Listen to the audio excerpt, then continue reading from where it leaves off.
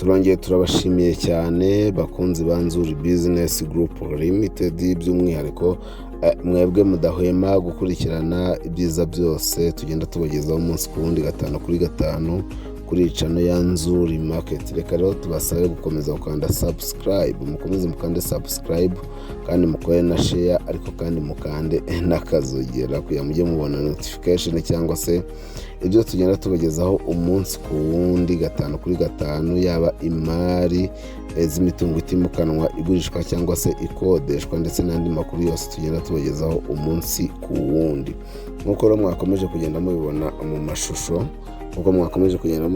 mu mashusho, tubafitiye inzu nziza igurishwa kandi ihendutse. Ni inzu nziza igurishwa kandi ihendutse, iri hano mu mujyi wa Kigali rwagati, iri hano mu mujyi wa Kigali mu karere ka Kicukiro, ngira ngo abantu bose murahazi, inyuma gatoya ya gare ya Nyanza. Ni mu karere ka Kicukiro i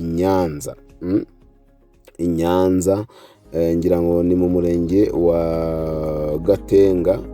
Ugeze kuri gare ya Nyanza ugakata iburyo, umuhanda ugana ku Irebero, ugikata ugahita wongera ukamanuka iburyo bwawe nanone ahagana inyuma ya gare ya Nyanza, hanyuma ukigira imbere gato cyane ukongera ukamanuka ibumoso mu ruhande rwa mu mujyi hagati wa Kigali, niho iyi nzu iri.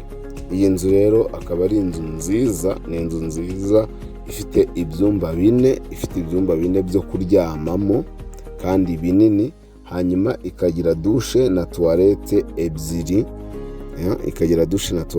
ebyiri, ikagira kandi salo na saramanje ndetse na cuisine yo mu nzu. Ifite kandi na annex yo hanze, no kuvuga igikoni cyo hanze, dushe na toilette byo hanze. Inzu twavuga ko ari y'umukozi nayo yo hanze. Byose iyi nzu irabifite, ikaba kandi iri mu kibanza kinini Kigali gifite 25 kuri 20 cyangwa se metero kare 500. Iyi nzu rero mu by'ukuri kandi iri ku muhanda wa kaburimbo wo muri quartier, iyi nzu ikaba ishaka amafaranga atari menshi, no kuvuga ngo iyi nzu irashaka mu by'ukuri miliyoni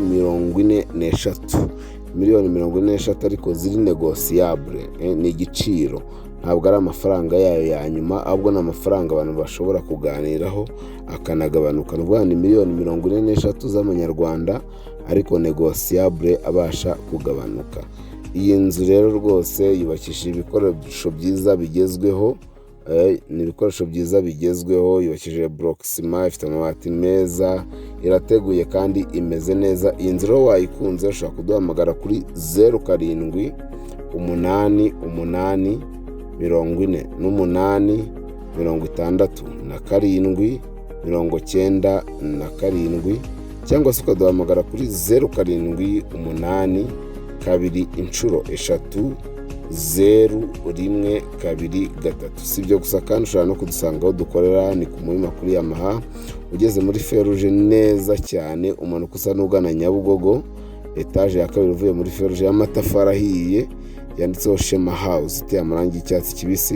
Ni muri etaje ya nyuma, umuryango wa mbere mu gikari ureba ku Gisozi, niho udusanga rwose. Ariko kandi ushobora kudusura ku zindi mbuga zacu arizo NZU Market, ni ukuvuga ngo Instagram, Facebook page, Twitter, hose n'ubundi twitwa NZU Market.